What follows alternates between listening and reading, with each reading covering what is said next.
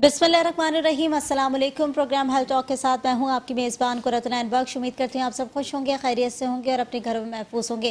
नाज़रीन, हर वीक नए टॉपिक के साथ हाजिर होते हैं और नया टॉपिक इसलिए लेकर आते हैं क्योंकि अमूमन ऐसे टॉपिक डिस्कस करते हैं यहाँ बैठकर जो कि आपके नॉलेज में इजाफा कर सके, साथ ही साथ जिन बीमारियों से आप लड़ रहे होते हैं वो तमाम चीज़ें आपको पता चल सकेंगी। छोटी छोटी चीज़ें जो कि हम लोग ज़िंदगी के अंदर फेस कर रहे होते हैं या छोटे छोटे ट्रबल्स जो ज़िंदगी के अंदर हमारे आ रहे होते हैं, उनसे बाहर कैसे निकला जाए या उनको फेस कैसे किया जाए। बाज़ वक़्त लोग हार मान के बैठ जाते हैं कि ये तो हमारी ज़िंदगी का हिस्सा है, ये हमारी ज़िंदगी का पार्ट है, यानी इसको हम लोग एक्सेप्ट कर लेते हैं। लेकिन सोसाइटी एक्सेप्टेंस आजकल बहुत ज़्यादा है जिसको हमें निगलेक्ट करने की ज़रूरत है, क्योंकि जब तक हम डॉक्टर से कंसल्ट नहीं कर लेते, चीज़ों को आइडेंटिफिकेशन की तरफ नहीं लेके जाते, तब तक हमारे मसाइल जो है वो हल नहीं होते। घर बैठे भी बहुत सारे इलाज हम यहाँ बैठकर आपको बता रहे होते हैं कि किस तरीके से आपने तमाम चीज़ों को टैकल करना है, साथ ही साथ तमाम चीज़ों को लेकर कैसे चलना है, वो बड़ा इंपॉर्टेंट है क्योंकि आपकी विल पावर बड़ी जो है मैटर करती है। और हेल्थ से मुतालिक हम यहाँ पर डिस्कशन इसलिए करते हैं क्योंकि हेल्थ आपकी बहुत ज़रूरी है, बहुत इंपॉर्टेंट है। सेहत है तो ज़िंदगी है कहते हैं, और इसका दारोमदार तमाम चीज़ें आपके माइंड पर होता है, आपकी फ़िटनेस पर होता है, आपकी एक्टिविटी पर होता है। और इस चीज़ों को कैसे लेकर चलना है, इन चीज़ों को कैसे अपनाना है, वो तमाम चीज़ें आप पे डिपेंड करती हैं। क्योंकि बाज़ वक़्त हमने देखा है कि लोगों को जब कहा जाता है कि अपनी ज़िंदगी के अंदर वॉक शामिल करें या अपनी ज़िंदगी के अंदर कोई एक्टिविटी शामिल करें, क्योंकि मेंटली जो है ना वो आप लोग का अच्छा रहना बहुत ज़रूरी है। और अगर आप मेंटली फिट नहीं हैं तो आपको ऐसा लगता है कि आप लोग ज़रूरी तौर पर बीमार हो चुके हैं, या हम लोग जो है काफ़ी ज़्यादा इतनी ज़्यादा ट्रबल में होते हैं, इतनी ज़्यादा टेंशन होती है, इतनी ज़्यादा स्ट्रेस होता है, काम का लोड बहुत ज़्यादा होता है, जिसकी वजह से हम लोग दिन ब दिन जो है वो कामों की तरफ ज़्यादा ध्यान देना शुरू कर देते हैं और फिज़िकल एक्टिविटी और दीगर चीज़ों की तरफ से हम लोग निकलते जा रहे हैं। आज मैं जो है बड़ा इंटरेस्टिंग टॉपिक लेकर आई हूँ, बहुत ही ज़्यादा आप लोगों को पसंद भी आएगा क्योंकि इससे पहले भी मैं ये प्रोग्राम कर चुकी हूँ। और बीच में ही प्रोग्राम लाने का मकसद ये होता है कि फ़िज़िकल एक्टिविटी और फिटनेस, यानी हमारे जो सोसाइटी का स्ट्रक्चर है वो थोड़ा सा डिफरेंट है। यानी अगर हम लोग बात करें लोगों के माइंडसेट की, तो हम लोग ज़्यादातर क्रिकेट का रुझान हमारी तरफ ज़्यादा है, फुटबॉल का रुझान बहुत ज़्यादा है, फीफा वर्ल्ड कप चल रहा है, क्रिकेट के टूर्नामेंट्स चल रहे हैं, अभी आप देख रहे हैं टेस्ट क्रिकेट चल रही है कराची के अंदर, आज थर्ड टेस्ट खेला जा रहा है। तो लोगों का रुझान जो है बड़ा इस तरफ ज़्यादा है और लोग जो है वो एक बड़ा मार्शल आर्ट की तरफ, जिसको हम कहते हैं, उसकी तरफ से फोकस हटाते हैं। क्यों हटाते हैं, क्या वजूहात है? पहले स्कूलों में हम देखते थे कि एक्टिविटी के तौर पर ये चीज़ें कराई जाती थी, टीचर्स हायर किए जाते थे जो कि उनको ट्रेनिंग दें, बच्चों को फिटनेस के तौर पर आगाही दें, और ये बहुत ज़्यादा ज़रूरी है। और सिर्फ लड़कों के लिए नहीं, लड़कियों के लिए भी बहुत ज़रूरी है, क्योंकि अगर लड़कियां इस फील्ड के अंदर आती हैं तो उन्हें अपनी प्रोटेक्शन के स्किल्स पता चलते हैं, क्योंकि जिस तरह का माशरा है, जिस तरह की सोसाइटी है, उसके अंदर लड़कियों की प्रोटेक्शन स्किल्स बहुत ज़रूरी हैं। अगर वो अपनी प्रोटेक्शन स्किल्स को नहीं अपनाएंगी तो दीगर जगहों पर मुश्किलात दरपेश आती हैं। और जैसे कि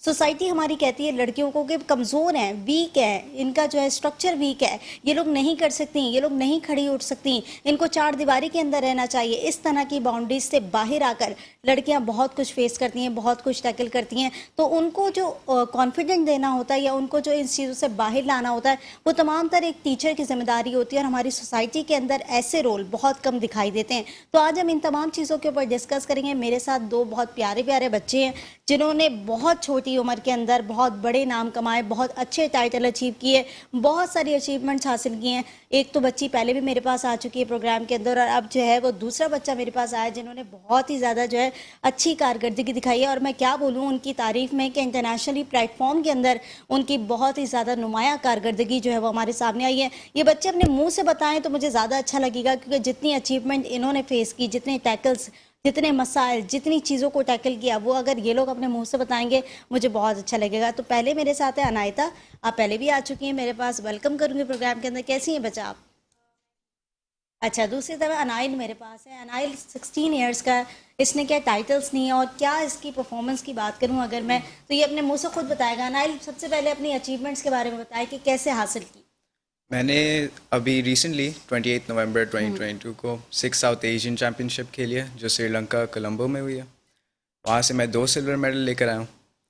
और जैसे पाकिस्तान पाकिस्तान से खेलना एक बहुत एजाज की बात एजाज़ की होती बात है, बिल्कुल।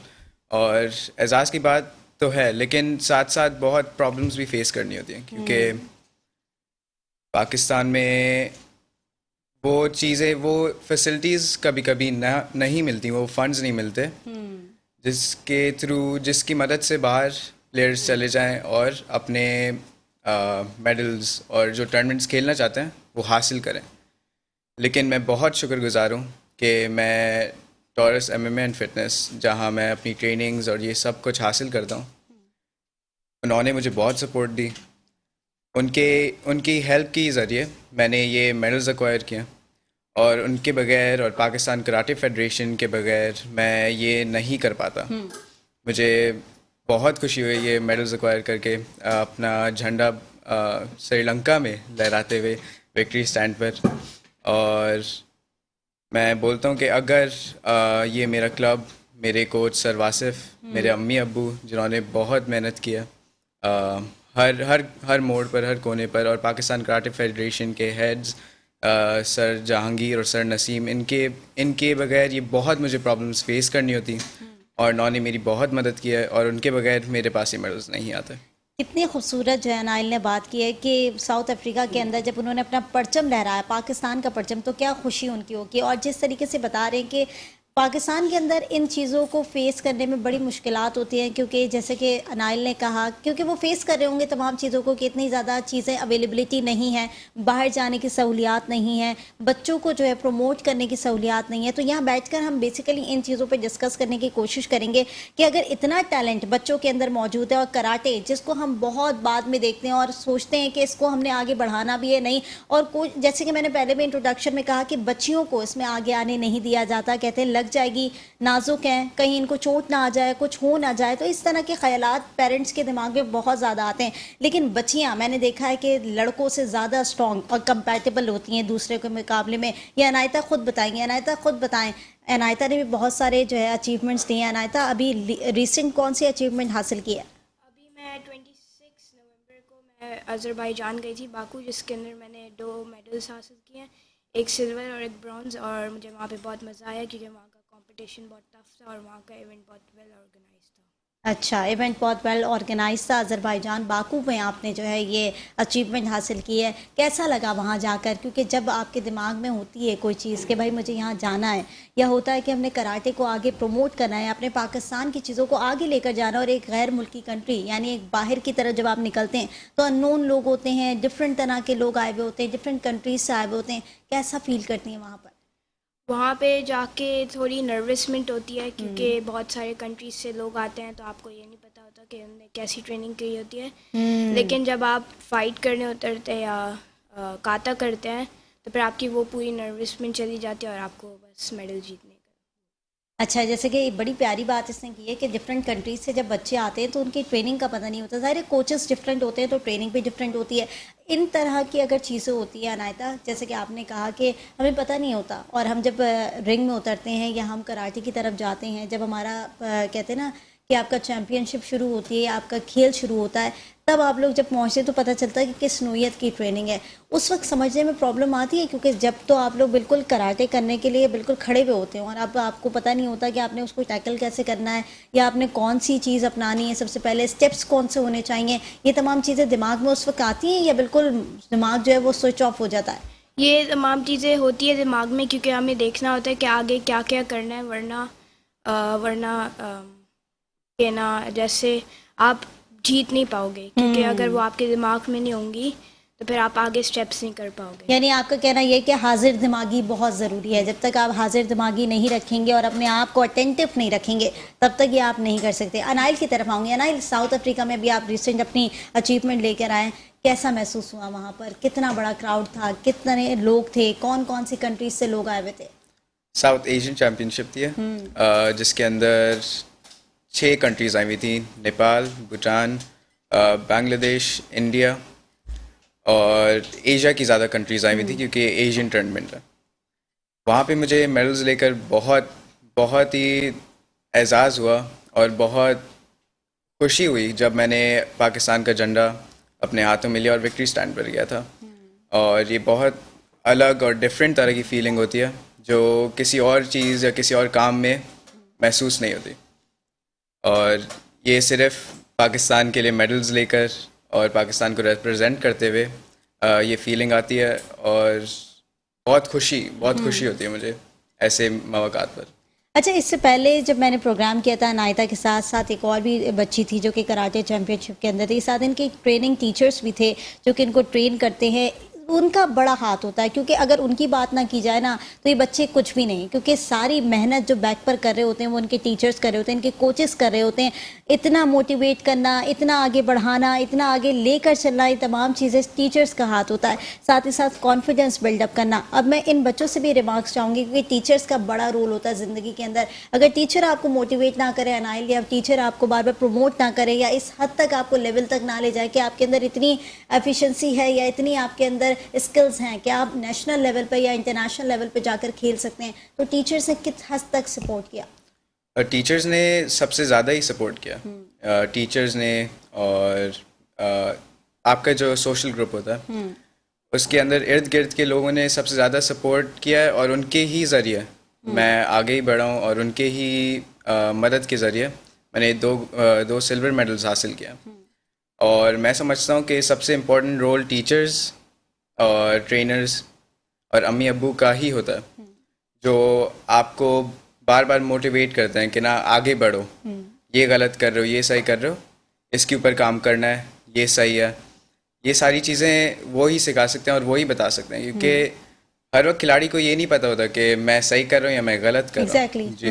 तो जब तक वो गाइडेंस नहीं मिलती अपने इर्द गिर्द के लोगों से, अपने ट्रेनर से, अपने कोचेस से, खिलाड़ी आगे नहीं बढ़ सकता। और मैं समझता हूँ मैं बहुत शुक्रगुजार हूँ कि मेरे पास ऐसे टीचर्स हैं, ऐसे अम्मी अब्बू हैं, और ऐसी फेडरेशन है जो मुझे हर वक्त प्रमोट करती रहती है, मुझे ट्रेनिंग्स देती रहती है और मुझे गाइडेंस देती रहती है कि ये सही है और ये गलत है, और इन चीज़ों पर काम करना होता है। और उन्हीं की वजह से ये मेडल्स आपके सामने हैं। बिल्कुल, सारा हाथ जो है वो टीचर्स का होता है, और साथ ही साथ पेरेंट्स तो बैकबोन है। अगर पेरेंट्स आपके सपोर्टिव नहीं है तो मैं कहती हूँ कोई भी बच्चा कुछ भी नहीं कर सकता। और आज ये दोनों बच्चे जो इस मकाम पर हैं वो इनके पेरेंट्स की दुआओं और उनकी मेहनत का नतीजा है, जो कि आज ये यहाँ पर हैं। साथ इनकी टीचर्स की बहुत सारी जो है वो स्किल्स हैं, चाहे स्किल्स के साथ हम कहें कि मेहनत है उनकी बहुत सारी, कि आज ये बच्चे जो है वो इंटरनेशनल लेवल पर खेल कर पाकिस्तान का नाम रोशन कर आए। अनायता, आप बताएं, जब आप घर में होती हैं तो क्या एक्टिविटी होती है, क्योंकि जिस तरीके से आपकी बड़ी टफ रूटीन होती होगी, कराटे को ये करना आसान बात नहीं होती। जब पेरेंट्स को बताया कि मुझे इस तरफ इंटरेस्ट है, स्कूल में करती थी कराटे वगैरह, जब पेरेंट्स को बताया तो किसी चीज़ की डिफ़िकल्टी हुई? क्योंकि जैसे कि मैंने भी कहा कि बहुत सारी लड़कियां होती हैं जिनको कहा जाता है कि नहीं इस फील्ड में मत जाओ, इसमें तुम्हें चोट लग जाएगी, या इसमें तुम्हें कोई इंजरी आ जाएगी, या ये लड़कियों का काम नहीं है, इस तरह की बातें सुनने को मिली थी? नहीं, मेरे पेरेंट्स ने मुझे फुली सपोर्ट किया था कि ना जो करना है, जैसे अगर आपको कराटे करना है तो करो, लेकिन अगर करना है तो कुछ हासिल भी करना होगा, क्योंकि उनकी सपोर्ट बहुत ज़्यादा थी मेरे पीछे, और ना मेरी फैमिली ने भी बहुत सपोर्ट किया था। अच्छा, अनायता ये कह रही हैं कि मेरी फैमिली ने जो है कोई ऑब्जेक्शन नहीं किया, अगर मैंने कोई अपनी राय का इजहार किया तो उन्होंने कहा कि नहीं आप करो, लेकिन कुछ अचीव करके लाना, और अचीवमेंट तो हमारे सामने है। और जब ये अचीवमेंट लेकर गई, अच्छा ट्रैवलिंग करने में कैसा लगा? क्योंकि मोस्ट ऑफ द टाइम हम देखते हैं कि ट्रैवलिंग करने में बड़ी मुश्किलात आती हैं अनायता, और पेरेंट्स जो है वो भेजते नहीं हैं। अब आप दोनों भाई बहन हैं, ठीक है, ब्रदर एंड सिस्टर है, लेकिन आप लोग तो अलग अलग कंट्रीज़ में जाकर आप लोगों ने प्ले किया या खेला है, या आपने टाइटल्स जीते हैं, तो पेरेंट्स आपको अकेले भेज देते थे, या उस पर कोई डिफ़िकल्टीज आती थी, या उनमें भी कोई ऑब्जेक्शंस होते थे? मेरे पेरेंट्स ने तो मुझे अकेले भेज दिया था, क्योंकि वो हमारे कोच सर वासिफ को बहुत वो ट्रस्ट करते हैं, क्योंकि हम लोग जब से छोटे थे उनके पास ही से ट्रेनिंग करते हैं, तो उनने हमारा बहुत ख्याल रखा था और हमें पूरी नीड्स दी थी अपनी। ठीक है, कौन सी एज से स्टार्ट किया कराटे? जब से मैं 4 साल की थी तब से। 4 साल की बच्ची को कराटे सिखाए हैं, और 4 साल की बच्ची, और अब मेरे ख्याल से 8 साल की हैं, 12 साल की है, और 12 साल की, यानी कितनी जर्नी, 8 से 9 साल की जर्नी के अंदर ये बच्ची जो है इंटरनेशनल लेवल पर अचीवमेंट्स हासिल कर गई। 12 साल में इसका ये फ्यूचर है, और आगे जाके क्या फ्यूचर होगा, माशाल्लाह बहुत ब्राइट फ्यूचर होगा। अनाइल, आपकी तरफ आऊँगी, 16 ईयर्स के हैं आप, कॉलेज के अंदर भी जो है आप जा रहे होंगे, या आप आगे पढ़ना है? पढ़ाई को तो साथ साथ रखना बड़ा इंपॉर्टेंट होता है, क्योंकि एक्टिविटीज़ एक ज़िंदगी का हिस्सा ज़रूर है, लेकिन साथ एजुकेशन बहुत ज़रूरी है। किसी भी प्लेटफॉर्म के ऊपर एजुकेशन आपको नहीं छोड़नी चाहिए। अच्छा नाइल, एजुकेशन का क्या शौक़ है, किस तरफ जाना है? इंजीनियरिंग करनी है, मेडिकल करना है, और अगर पढ़ाई के साथ इस तमाम चीज़ों को लेकर चलना है तो कैसे टैकल किया तमाम चीज़ों को? सबसे पहले तो मैं ये बोलना चाहता हूँ कि स्पोर्ट्स, आप कोई भी एक्टिविटी कर रहे हैं, चाहे आप जॉब कर रहे हैं, आप पढ़ाई कर रहे हैं, स्पोर्ट्स बहुत ज़रूरी है, क्योंकि पढ़ाई और जॉब ये तो करनी है, साथ साथ स्पोर्ट्स इसलिए करना है ताकि आप अपने आप को फिट रखो। फिजिकली आप जी फिट रहो। बिल्कुल। और मैं आगे जाकर मेडिकल करना चाहता हूँ, मेडिकल की फील्ड में जाना चाहता हूँ, बड़ी यूनिवर्सिटी से पढ़ना चाहता हूँ। और अभी स्पोर्ट्स का बहुत बड़ा हिस्सा उसके अंदर इसलिए है क्योंकि जो मैं अचीवमेंट्स लाता हूँ उनसे मुझे रिकग्निशन मिलती है स्कूल्स के अंदर, और स्कूल्स फिर मुझे स्कॉलरशिप्स और सपोर्ट देते हैं। अच्छा। हाँ, उसके अलावा जैसे एग्ज़ाम्स और इन चीज़ों के अंदर एग्जाम्पशंस भी मिल जाती हैं मुझे, क्योंकि वो टाइम मैंने स्पोर्ट्स के अंदर लगाया और अपनी कंट्री को रिप्रेजेंट किया, पाकिस्तान को रिप्रेजेंट किया। तो उसके लिए वो सारे मुझे स्कॉलरशिप्स देते हैं। और अभी जिस कॉलेज में मैं जा रहा हूँ अभी एडमिशन हो रहा है, उन्होंने मुझे ऑन हैंड स्कॉलरशिप दी हुई है। उन्होंने कहा कि आपकी इन अचीवमेंट्स पर आपको स्कॉलरशिप है, और आगे जाकर जब मैं यूनिवर्सिटी के लिए अप्लाई करूँगा, मेडिकल यूनिवर्सिटीज़ के लिए, तो सबसे पहले मेरी डिग्रीज देखेंगे और उसके फ़ौरन बाद मेरी स्पोर्ट्स की अचीवमेंट्स ही देखेंगे, क्योंकि उनके इन दोनों चीज़ों के अलावा वो कुछ और नहीं देख सकते, बिल्कुल देखते नहीं है, क्योंकि ये दोनों चीज़ें ही काउंट करती है, एकेडमिक्स और स्पोर्ट्स।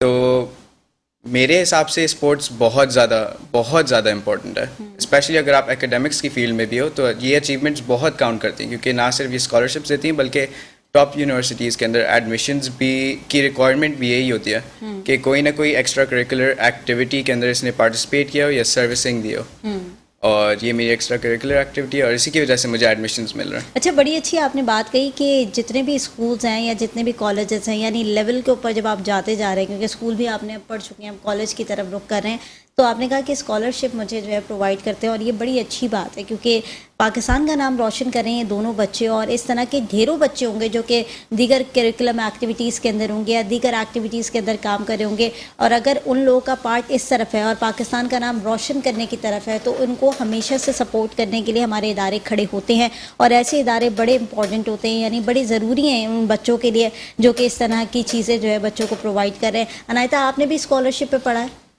जी, मैंने भी स्कॉलरशिप पे पढ़ा है। जिस स्कूल में मैं पढ़ रही हूँ, बीकन हाउस, उसके अंदर उन्होंने मुझे फुली स्कॉलरशिप प्रोवाइड किया है क्योंकि मैंने इंटरनेशनल लेवल पे भी खेला है। वाह, मतलब बहुत अच्छी बात है कि जिस तरह से स्कूल प्रमोट करें चीज़ों को, और आगे भी आप लोगों का फ्यूचर भी आगे बहुत ब्राइट है। अच्छा, आपने कहा कि मेडिकल करने जा रहा हूँ, मेडिकल की पढ़ाई पता है कितनी टफ है? जी, बहुत ज़्यादा टफ है, और ऐसे में आपको तो वे कहते हैं ना किताबी कीड़ा बन के बैठना पड़ेगा, क्योंकि किताबों के अंदर रहना और किताबों से दोस्ती करना, ये तमाम चीज़ें आपका जो है ना वो अब आपका हिस्सा हो जाएंगी ज़िंदगी के अंदर।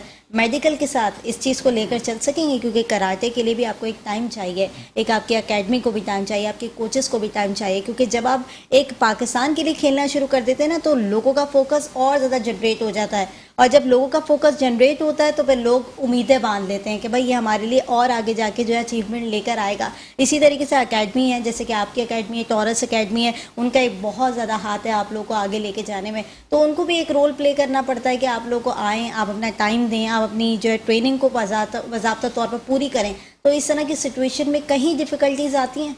डिफ़िकल्टीज तो होती हैं असल में, जो हम टाइम फिर जो आम बंदा फ़ोन्स या अपने फ्रेंड ग्रुप्स के अंदर गुजारता है, वो हमें पढ़ाई को देनी होती हैं और स्पोर्ट्स को देनी होती हैं, जो आगे जाकर हमें ही काम आती हैं। तो ये डिफ़िकल्टीज़ शुरू में होती हैं, लेकिन बाद में जाकर ये स्केड्यूल के अंदर खुद मोल्ड हो जाती हैं और एक स्केड्यूल सा बन जाता है। फिर हमें इतना फ़ील नहीं होता, हम समझते हैं कि हाँ सुबह पढ़ना है, स्कूल जाना है, वापस आना है, फिर ट्रेनिंग करनी है, ये वो। लेकिन ऐसी बात नहीं है कि बिल्कुल एम्प्टी लाइफ जी रहा हूँ। फ्रेंड ग्रुप्स के पास भी टाइम होता है और थोड़ा सा टाइम फ़ोन्स और इन चीज़ों को भी देते हैं, लेकिन ज़्यादा टाइम दे नहीं सकते, क्योंकि फिर आप अपने आप को रिस्ट्रिक्ट कर देते हो, आगे बढ़ने जो प्रोग्रेशन होती है वो आपकी बंद हो जाती है। यानी रूटीन को जो है वो टोटली चेंज करना पड़ता है ना आपको, क्योंकि ज़्यादातर आप जब हम इस उम्र के बच्चों को देख रहे होते हैं या छोटी एजेस के बच्चों को ही अगर हम अभी देख लें, जो स्कूल गोइंग बच्चे हैं, वो लोग आजकल सारा टाइम जो है फिजिकल एक्टिविटी बच्चों की बिल्कुल ख़त्म हो चुकी है, स्कूल के अंदर भी ख़त्म हो चुकी है, और दीगर जो अगर वो बाहर जा रहे हैं या खेल रहे हैं तो वो भी एक्टिविटी अब बिल्कुल ख़त्म हो चुकी है। किस बेसिस के ऊपर? क्योंकि टेक्नोलॉजीज़ आ चुकी हैं, हाथ में टैबलेट्स आ चुके हैं, हाथ में फ़ोन्स आ चुके हैं, तो जितने वीडियो गेमिंग वो लोग वहाँ पर डाउनलोड करके खेल लेते हैं, तो उनको जो है ना बाहर जाने की ज़रूरत नहीं पड़ती, और वो चाहते हैं कि खाना भी खा रहे हों या बातें भी कर रहे हों या फैमिली टाइमिंग के अंदर भी बैठे हुए हों, तो वो बच्चे उसी में लगे रहते हैं। इस तरह की कोई हैबिट है घर के अंदर, या एक माहौल डिफरेंट है? बिल्कुल माहौल डिफरेंट हो जाता है ओवर टाइम, जब क्योंकि खिलाड़ियों का ही घर है, तो वो माहौल थोड़ा सा अलग हो जाता है आम घर से। सबको पता है कि सुबह स्कूल है और फिर ट्रेनिंग ही है, और ट्रेनिंग के बाद वापस पढ़ना ही है। तो वो जो एक माहौल सा बन जाता है, तो लाइफस्टाइल घर वालों की भी चेंज हो जाती है, और खाना भी उसी की, उस डाइट जो होती है वो भी उसी के साथ चलता रहता है। फिर कंट्रोल डाइट रहती है फिर, और जो घर वाले होते हैं वो भी हमारी टाइमिंग के साथ ही चल रहा होता है। चलें, डाइट से बड़ा अच्छा सा जो है याद दिलाया अनाइल ने। अनायता से पूछते हैं क्या पसंद है खाने में। अनायता, कुछ कमी पेशी होती है, क्योंकि जिस तरीके से आपकी ट्रेनिंग चल रही होती है तो काफ़ी चीज़ों में रिस्ट्रिक्शन होती होगी, ये नहीं खा सकते, ये नहीं खाइएगा, इससे आपका जो है वो कोलेस्ट्रॉल बढ़ जाएगा, बाज़ वक़्त होता है फैट्स बढ़ जाते हैं बॉडी के अंदर, या जंक फूड ज़्यादा बच्चे इस्तेमाल करते हैं, फ्राइज़ खाते हैं, इस तरह की चीज़ें खाते हैं, तो बॉडी जो है वो उसको एक्सेप्ट नहीं करती, या फिर हमारी इस फील्ड के अंदर ये चीज़ों का एक्सेप्टेंस नहीं है। वरना बच्चे तो ये कॉमनली खाते रहते हैं, स्नैक्स हो गई, चीज़ हो गई, इस तरह की रिस्ट्रिक्शन है? रिस्ट्रिक्शंस हैं, लेकिन वो सिर्फ फ्राइड आइटम्स और जंक फूड जैसे कोल्ड ड्रिंक हो गई, क्योंकि वो हमारी बॉडी को बहुत ज़्यादा अफेक्ट करती है, और ना वेट भी मेंटेन करना होता है तो वो बढ़ जाता है। अच्छा, माशाल्लाह बच्चों का माइंड जो है वो इतना रिस्ट्रिक्ट कर दिया गया, रिस्ट्रिक्ट से मुराद के इतना ज़्यादा बच्चों के माइंड सेट बना दिए गए हैं ऑलरेडी, कि जो बच्चे खेल रहे हैं, यानी इन जैसे बच्चे जो कि पाकिस्तान के लिए खेल रहे हैं या अपनी अकेडमी के अंदर चीज़ों को मैनेज करते हुए चल रहे हैं, वो बच्चे, मतलब इतनी सी बच्ची जो कि 12 साल की है, उस बच्ची कह रही है कि भाई हमारी बॉडी को जो है वो सूट नहीं करती कोल्ड ड्रिंक, और कोल्ड ड्रिंक के बगैर मैंने इन बच्चों को देखा है कि उनका तो गुजारा ही नहीं है। Juices, cold drink, junk food, burgers और नगेट्स, ये फ्राइड आइटम तो ज़िंदगी का हिस्सा है। और आप कहते हैं ना कि जैसे फ्रिज में आपके यही चीज़ होती है, मम्मा ये नहीं खाना, ये बना दें, इसी तरीके से होता है। तो इस तरह की कोई फरमाइश होती है मम्मा से? कभी कभार हो जाती है जब दिल करता है तो। दिल तो करता होगा, लेकिन दिल मानना पड़ता है। चीट डे होता होगा जिस दिन, उस दिन कहती होंगी मम्मा बर्गर बना दें, आज ये बर्गर मंगवा दें, ऐसे ही होता है? जी सही, यानी इतना ज़्यादा जो है वो सेक्रीफाइस अपनी ज़िंदगी के अंदर भी करना पड़ता है। नाइल, किन किन चीज़ों पे ज़्यादा फोकस किया अकेडमी के अंदर जब गए? कितने ईयर्स की उम्र में अकेडमी के अंदर जो एडमिशन लिया? टॉरस अकेडमी का कितना बड़ा रोल रहा? मैंने 8 साल की उम्र पर शुरू किया, और 10 साल की उम्र पर मैंने अपना पहला टूर्नामेंट खेला था। टॉरस ने मुझे बहुत सपोर्ट दी, टॉरस का ही सबसे बड़ा हाथ है, और मैं समझता हूँ कि ऐसी एकेडमी के बगैर मैं यहाँ इस मुकाम पर नहीं बिल्कुल आता। ऐसा ही है, बहुत बड़ा हाथ है एकेडमी का आपकी। और ना सिर्फ एकेडमी, ये पूरा जो एडमिनिस्ट्रेशन उसके पीछे होता है, सारे हेड, सारे ट्रेनर्स, या ये सब coaches, ही जी, ये सारे सपोर्ट करते हैं, और ये सब इसी चीज़ के अंदर लगे होते हैं कि ना किसी तरह इसे बेहतर करें, इस एथलीट को बेहतर करें, इसे आगे बढ़ाएं। ये ना कि एक जगह पर रोक लिया, यहाँ पे बस खड़ा कर लिया, ये नहीं, वो हर वक्त बेहतर ही सोचते हैं। मेरा एक्सपीरियंस जहाँ तक रहा है टॉरस के साथ, वो यही रहा है कि बेहतरी की तरफ जाना, यानी ग्राफ को जी, बढ़ाते रहते जी। हैं। ठीक है, प्रोग्रेशन हर वक्त होती है।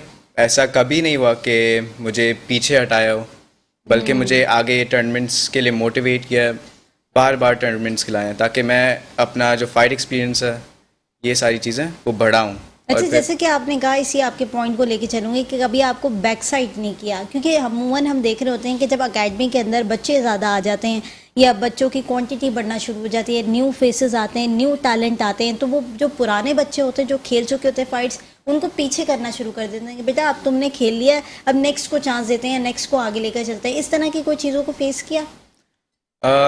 टॉरस में असल में ये किया है कि जो नए बच्चे हैं उन्हें भी उतना ही चांस मिलता है, बल्कि उससे ज़्यादा चांस देते हैं, और उन्हें आगे बढ़ाने की कोशिश करते हैं जितना ही पुराने एथलीट्स को और पुराने जो खिलाड़ी हमारे उनको देते हैं। और उसके अलावा जो पुराने एथलीट्स होते भी हैं, वो उन नए बच्चों को खुद ट्रेन करते हैं, जो उन्होंने सीखा हुआ होता है अपने पिछले टूर्नामेंट से खेल कर, वो उन्हें पास डाउन कर रहे होते हैं।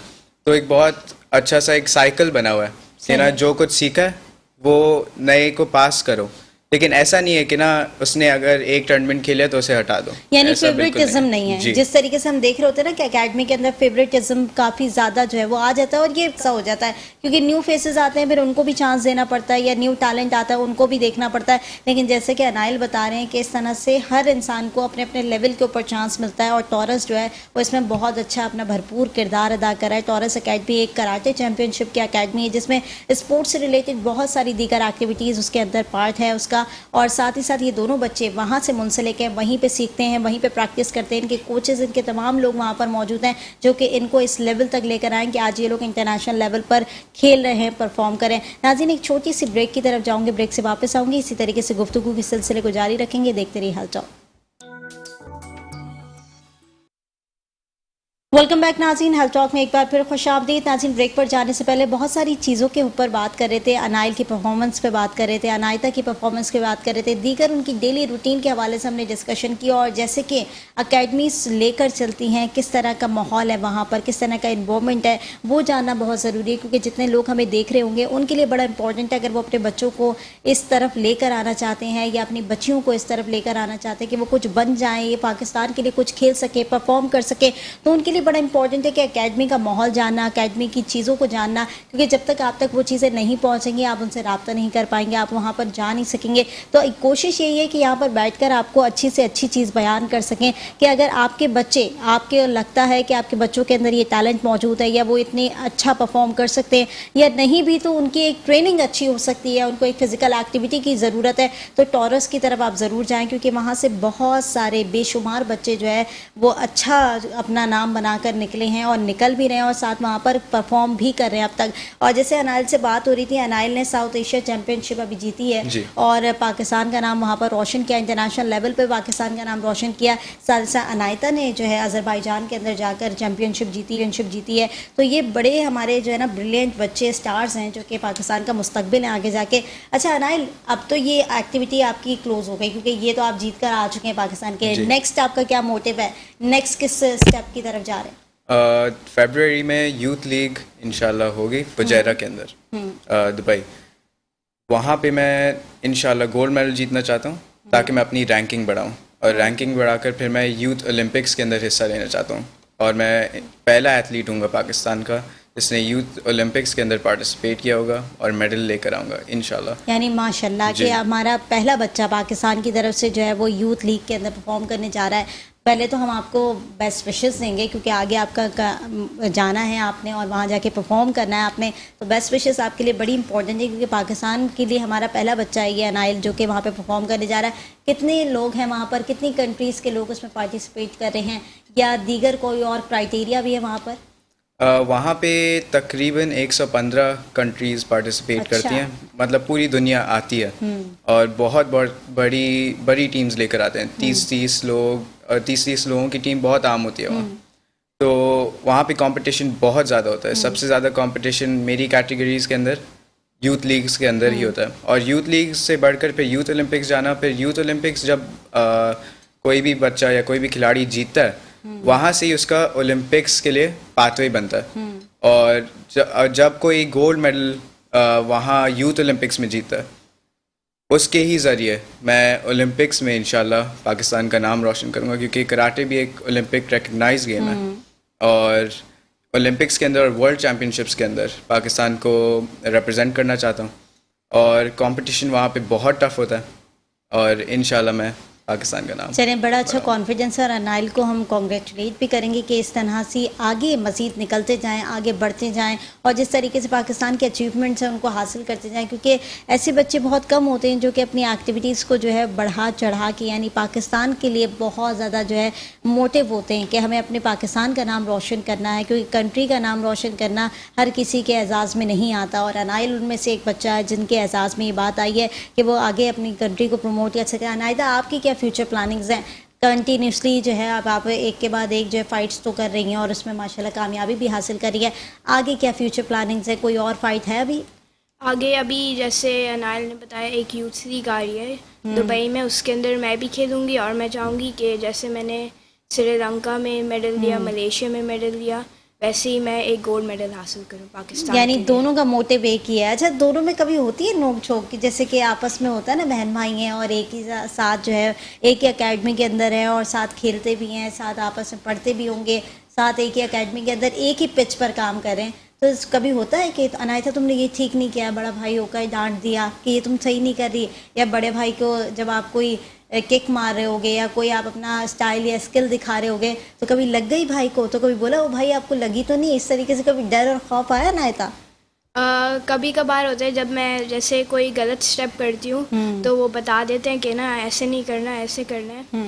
और अगर गलती से लग जाती है तो बोलते हैं कि कोई बात नहीं, कराटे में लगती है।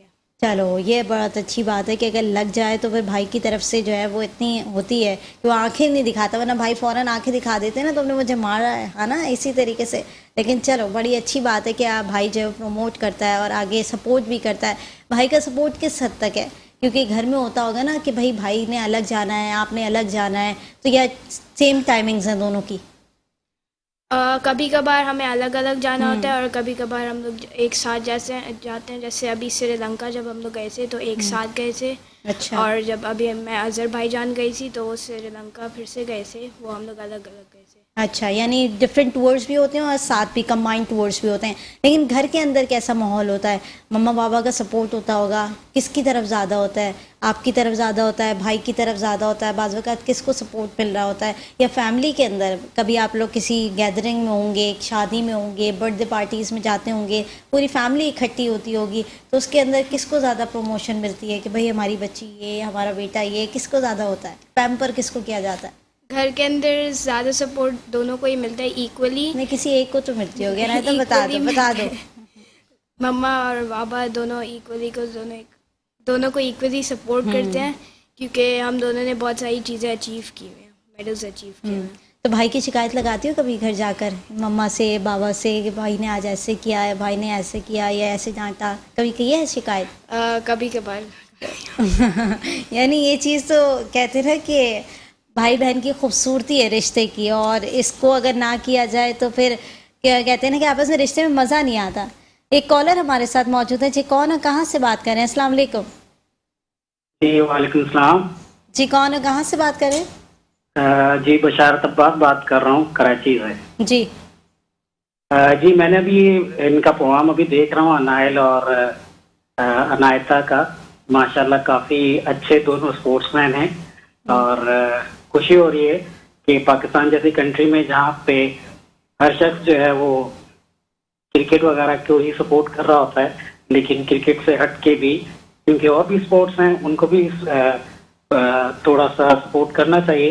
माशाल्लाह बहुत अच्छा ये काम कर रहे हैं और सही इनकी बहुत ज़्यादा हौसला अफजाई करनी चाहिए।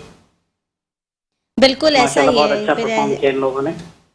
और हम यही कह रहे थे, यही बात कर रहे थे, क्योंकि मैंने अपने इंट्रोडक्शन में भी कहा कि जैसे कि सीरीज़ आती रहती है, पीएसएल आ रहा है, आप लोग भी देखते होंगे, एंजॉय करते होंगे, क्रिकेट को भी पसंद होता होगा, कोई और स्पोर्ट्स भी इंसान को पसंद होता है जो खेलता है उसके अलावा भी, तो लोगों का रुझान काफ़ी हद तक वहाँ होता है। फीफा वर्ल्ड कप अभी चल रहा है, लोगों का रुझान वहाँ पर है। कराटे को उतना ज़्यादा प्रमोट नहीं किया जाता, लेकिन आप जैसे बच्चे जो कि हीरे हैं, जिसको हम देख रहे हैं कि जिन्होंने इंटरनेशनल लेवल पर परफॉर्म किया और दुनिया वर्ल्ड वाइड के अंदर अभी इस वक्त अपना नाम जो है वो रोशन करें, पाकिस्तान का नाम रोशन करें, इनको प्रमोट करना हमारा हक बनता है। और इनकी तमाम स्किल्स को उजागर करने के लिए हम यहाँ बैठे हैं और हमारी कोशिश होती है इस प्लेटफॉर्म के थ्रू आउट यहाँ पर बैठकर इन बच्चों को प्रमोट किया जाए ताकि आगे जाके इनमें और निखार आ सके और पाकिस्तान का मुस्तकबिल मज़ीद ये लोग रोशन करें। अनाइल, घर की बात हो रही थी, रूटीन से हटकर क्या करते हैं? कोई फिजिकल एक्टिविटी है या थोड़ा बहुत टाइम अपने लिए निकालते हैं, तो वो किन चीज़ों पर निकालते हैं, पढ़ाई के अलावा या इस एक्टिविटी के अलावा? वैसे तो ज़्यादातर टाइम जैसे आपको पता होगा कि ज़्यादातर टाइम फिज़िकल एक्टिविटीज़ में ही रहता है या पढ़ाई में रहता है, लेकिन उसके अलावा कभी कभार फैमिली के साथ कोई प्लान्स बना लिए या दोस्तों के साथ कोई प्लान्स बना लिए, उसके अंदर टाइम लग जाता है। उसके अलावा मैं समझता हूँ कि अम्मी अब्बू ने कभी रिस्ट्रिक्ट नहीं किया मुझे कि ना अगर तुम्हारी ये वाली एक्टिविटी है तो तुम कुछ और नहीं कर सकते। उन्होंने कभी रोका नहीं। उन्होंने बल्कि मुझे बोला कि ना अगर हाँ जाना है बाहर तो ट्रेनिंग करके जाओ। ये नहीं बोलते कि ना नहीं करना, करना है तो कर लो, लेकिन जो आपकी पहली रिस्पॉन्सिबिलिटीज़ और ड्यूटीज़ हैं वो कराटे, पढ़ाई, ये सब कुछ वो पहले पूरी करके जाओ। तो ये एक अच्छा सा माइंडसेट बनाया हुआ है उन्होंने और एक प्रोग्रेसिव माइंडसेट बनाया हुआ है जिससे कभी कोई हिंड्रेंस नहीं होती, कोई और मुश्किलात आजकल की नहीं होती। जनरेशन में हम देख रहे हैं बहुत कम है, क्योंकि जी। बच्चे ये करते हैं कि ज़्यादातर पहले एक्टिविटी के ऊपर रुझान रखते हैं और उसके बाद फिर कहते हैं कि अच्छा चलो टाइम बच गया तो थोड़ा बहुत माँ बाप की डांट के बाद कहते हैं चलो किताबें खोल लेते हैं, क्योंकि इस तरह का रुझान हम देख रहे हैं बहुत ज़्यादा है। एक और कॉलर हमारे साथ मौजूद है जी। कौन और कहाँ से बात करें? अस्सलाम वालेकुम जी, मैं मिसेस खान बात कर रही हूँ कराची से। वालेकुम अस्सलाम जी। सबसे पहले तो कुरतुलैब मैं आपको मुबारकबाद पेश करूंगी कि आप बहुत अच्छा प्रोग्राम कंडक्ट कर रहे हो और बच्चों को जिस तरह आपने एक क्वेश्चनेयर इनके लिए प्रिपेयर किया हुआ है, बहुत ही नॉलेजेबल प्रोग्राम हम आज देख रहे हैं और मैं दोनों बच्चों को भी मुबारकबाद देना चाहूंगी और मैं खुद भी चाहूंगी कि अनाइल से अगर मेरी बात हो जाए तो। अनाइल बात करें। जी जी बात अस्सलाम वालेकुम करें। अनाइल। वालेकुम अस्सलाम। अनाइल, मेरा आपसे एक छोटा सा सवाल है। आप इतनी मेहनत करते हैं और इतना आप दीगर बच्चों से ज़रा डिफरेंट मालूम हो रहे हैं, तो आप मुझे बताएंगे कि जब एग्जाम्स का ड्यूरेशन होता है या फिर पढ़ाई का भी स्ट्रेस हो और गेम्स का भी स्ट्रेस हो, तो फिर आप किस चीज़ को प्रेफर करते हैं? मैंने अभी यही सवाल पूछा अनाइल से कि अनाइल जब पढ़ाई करनी होती है या अपनी एक्टिविटी को देखना होता है तो किस तरह से मैनेज करते हैं उन तमाम चीज़ों को? सबसे पहले तो मुझे पढ़ाई को एटलीस्ट 3 to 6 आवर्स देने पड़ते हैं। ओके, 6 जी, आवर्स। क्योंकि ओ लेवल की पढ़ाई होती है, फिर वही कॉलेज में यूज़ होती है, फिर कॉलेज की भी पढ़ाई यूनिवर्सिटी में इस्तेमाल आएगी। तो सबसे पहले 3 to 6 आवर्स देने पड़ेंगे, चाहे वो स्कूल टाइम में हो या घर के टाइम में हो। लेकिन इसका ये हरगिज़ मतलब नहीं है कि कराटे को बिल्कुल छोड़ देना।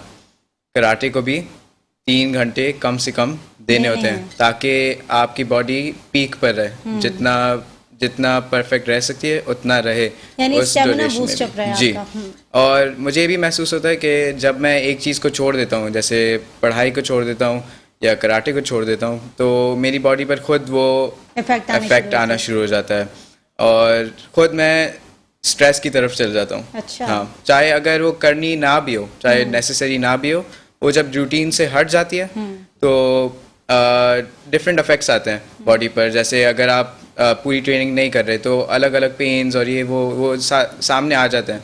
सुस्ती की तरफ जी चले बिल्कुल। जाते हैं। और खुद मन करता है कि ना यार मैं वापस चला ट्रेनिंग जाऊं। कर लूँ या वापस पढ़ाई करना शुरू कर लूँ वापस। चाहे जितना भी इम्पोर्टेंट हो, मैं कोशिश करता हूँ कि दोनों चीज़ें एक साथ लेकर चलूँ। और वैसे ही डाइट का भी ख्याल रखना होता है और ये सारी चीज़ें एक साथ ही लेकर जानी होती हैं। और जब रूटीन में आ जाते हो तो उस रूटीन से फिर बाहर निकलना अजीब ही लगता है। अच्छा, कभी ये हुआ है ना, आपसे पूछूंगी, डाइट की जैसे कि बात की भाई ने कि डाइट का ख्याल रखना होता है, घर में सब्जियां ज़्यादा खानी पड़ती होंगी आप लोगों को, क्योंकि वेजिटेबल्स के अंदर प्रोटीन होती है, विटामिन्स होते हैं और काफ़ी फाइबर्स होते हैं, जिसकी वजह से बॉडी को बड़ी नीड होती है उसकी।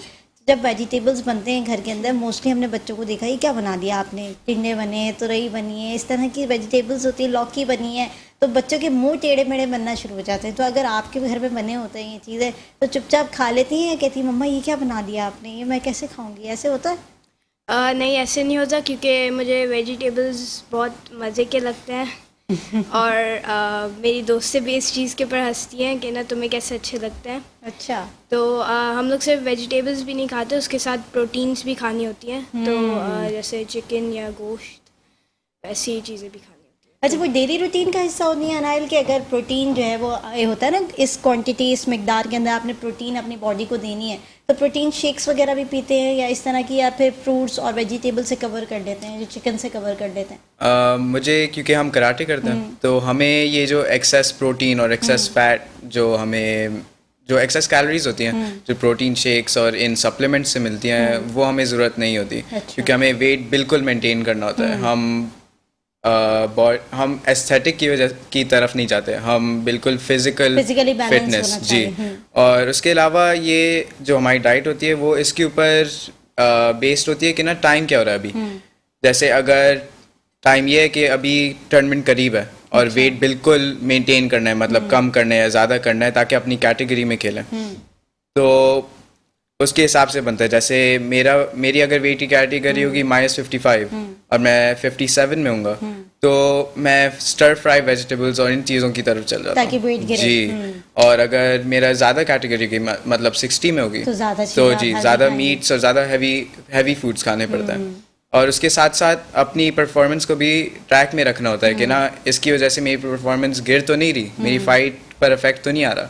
यानी चेक एंड बैलेंस बड़ा इंपॉर्टेंट है। बहुत जैसे कि ज़्यादा। आपने कहा कि अगर किसी फाइट्स में ज़्यादा वेट की ज़रूरत पड़ती है, किसी जी। फाइट्स में कम वेट्स की जी। ज़रूरत पड़ती है, तो उस हिसाब से अपने वेट को मैनेज करना जी। पड़ता है। अच्छा, टॉरस अकेडमी जिसमें आप जाते हैं, वहाँ पर जब आप लोग इस तरीके की फाइट्स कर रहे होते हैं या आप लोगों को कहीं भी इंटरनेशनली तौर पर आप लोग अप्लाई करते हैं या फिर आप लोगों को खुद बुलावा आता है, तो किस तरीके से वहाँ पर पूरा स्ट्रक्चर मेंटेन किया जाता है, कितने बच्चे वहाँ पर होते हैं कंपटीशन के अंदर, क्या दीगर कंपटीशन के लेवल के बच्चे वहाँ पर मौजूद हैं जो कि आपस में पता चलता है कि यार नोक-झोंक होती है या नहीं मैं जाऊँगा या मुझे आगे करें, या इस तरह की चीज़ों को फेस करना पड़ता है, या फिर जो डिफरेंट कोचेस होते हैं जैसे कि आपने कहा कि इंटरनेशनल लेवल पर हमें नहीं पता होता कि उनकी ट्रेनिंग कैसे की गई है या वो बच्चे किस लेवल का खेलते हैं, क्योंकि हम जब वहाँ पर आते हैं ग्राउंड के अंदर मौजूद होते हैं तब हमें अंदाज़ा होता है कि जब वो दाव लगाते हैं या कोई भी हमें फाइट का अटैक देते हैं उससे हमें अंदाज़ा होता है कि ये इन लोगों की ट्रेनिंग इस तरीके से, फिर माइंड को शार्प करके आप लोग फिर उस तरफ से अपने फाइट्स के ट्रिक्स जो है वो अपनाते हैं। इस तरह की ट्रिक्स दी जाती है, इस तरह की ट्रेनिंग दी जाती है कि अगर इस लेवल का है तो ये परफॉर्मेंस देनी है, अगर उस लेवल का है तो इस तरह की परफॉर्मेंस देनी है।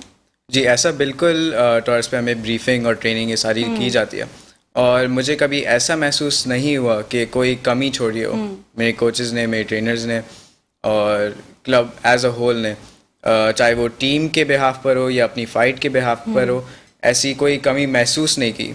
ये हमें सही बात बोलिए कि ना नहीं पता होता कि सामने वाले ने किस कितनी नौइयत मेहनत की की है, ट्रेनिंग जी करके आया। क्या किया है, लेकिन हमें इतना पता होता है कि जो हमने किया है वो बेस्ट है बिल्कुल, उसके अंदर कोई कमी नहीं है, ऐसी कोई चीज़ नहीं है जो हमने ना की हो, और हम बिल्कुल प्रिपेयर्ड होते हैं कि कुछ भी हो जाए हमारे पास अपनी ट्रेनिंग है और उसी के ज़रिए आगे ही बढ़ना है। अच्छा, आपने बाहर इंटरनेशनल लेवल के बच्चों को एक्सपीरियंस किया है वहाँ जाकर, और उनकी डाइट में भी डिफरेंट चीज़ें हैं और उनका जो है वेट स्ट्रक्चर, उनकी बॉडी और तमाम चीज़ें डिफरेंट हैं, और हम देखते हैं कि वो शायद दिखने में हमसे ज़्यादा कंपैरेटिवली स्ट्रॉन्ग नज़र आते हैं।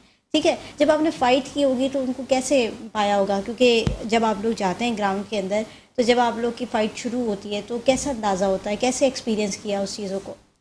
असल में बाहर जो एक्सपीरियंस होता है, वहाँ के बच्चे हाइट में अक्सर लंबे होते हैं क्योंकि उनकी जो लाइफस्टाइल और इर्द गिर्द का माहौल होता है वो पाकिस्तान से थोड़ा बेहतर होता है, डिफरेंट होता है, और वही उनके लाइफस्टाइल परफेक्ट आता है, लेकिन उन्हें टैकल करने में मुझे कोई मुश्किलात नहीं पेश आई क्योंकि हमने हर तरह के खिलाड़ी के साथ, हर तरह के प्लेयर के साथ पाकिस्तान के अंदर ही फाइट्स की हुई होती हैं। हमें ये पता होता है कि अगर लंबा आ जाए खिलाड़ी सामने वाला तो उसके साथ कैसे डील करना, अगर वो ज़्यादा तेज़ हो हमसे तो उसके साथ कैसे डील करना, अगर वो हमसे कद में छोटा हो या उसकी जैसे भी फाइट हो उसके साथ कैसे डील करना, तो ये सब कुछ हमें सिखा देते हैं। जी ठीक है, यानी ये तमाम चीज़ें ट्रेनिंग में पहले ही बता दी जाती है कि बेटा नर्वस नहीं होना या किसी किस्म की जो है वो पैनिक क्रिएट नहीं करना अगर इस तरह की कोई सिचुएशन आ जाए, क्योंकि ज़ाहिर है एक नया माहौल, एक नया एनवायरनमेंट, एक नया ग्राउंड, जब आप वहाँ पर जाते हैं तो पैनिक सिचुएशन ऑलरेडी आ जाती है, आपकी जो है कॉन्फिडेंस है वो कुदरती तौर पर जो है ना वो नीचे की तरफ आना शुरू हो जाता है। लेकिन अगर इस तरह की ट्रेनिंग की जाए, और ये ट्रेनिंग का पूरा क्रेडिट इनके एकेडमी को जाता है जो कि टॉरस एकेडमी के नाम से है, साथ इनके टीचर्स, इनके कोचेस, बार बार उनका जिक्र करने का मकसद ये है कि बच्चों के अंदर जो कॉन्फिडेंस मैं देख रही हूँ यहाँ बैठ कर, जिस तरह के बच्चे ये टैकल कर चुके तमाम चीज़ों को, जो फेस किए इन्होंने चीज़ें, उससे वाज़ेह तौर पर ज़ाहिर हो रहा है कि बच्चों की ट्रेनिंग बहुत अच्छे अंदाज में की गई है और आगे भी इन फ्यूचर भी बड़े अच्छे लेवल के अंदर जो है वो ट्रेनिंग इनकी जारी है। अच्छा नायता, आप जब गई थी अज़रबैजान बाकू में, आपने ट्रेनिंग की, वहाँ पर डिफरेंट तरह की लड़कियाँ आई हुई होंगी, डिफरेंट तरह की कंट्रीज़ से लड़कियों ने फ़ाइट के लिए अप्लाई किया हुआ होगा। जब आप किसी के साथ फ़ाइट पे उतरती हैं रिंग के अंदर तो किस तरह की कंडीशन को फेस करती हैं, टैकल करती हैं? कभी कहीं कॉन्फिडेंस लूज़ होता है या कहीं अगर चोट लग जाए, बाज़ वक़्त ऐसी हिट्स आ जाती है जिससे आपको कहीं और चोट लग जाती है बॉडी के अंदर या फेस पर कहीं अटैक हो जाता है, इस तरह की चीज़ों को फेस किया?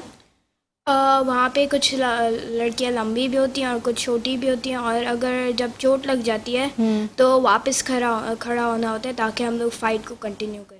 वो तो वापस तो बिल्कुल खड़ा होना होता है, जैसे कि आपने भी कहा कि वापस हमें, अगर आप खड़ी नहीं होंगी तो आप फाइट कैसे करेंगे, क्योंकि यह है कि जब आपको इतना एतमाद करके भेजा जाता है किसी एकेडमी की जानिब से तो फिर उसको परफॉर्म करना भी आपकी पूरी ड्यूटी होती है कि आप भले जीते नहीं लेकिन आखिर तक उसको वेल प्ले करें। यही तमाम चीज़ें ट्रेनिंग का हिस्सा होती हैं आपकी।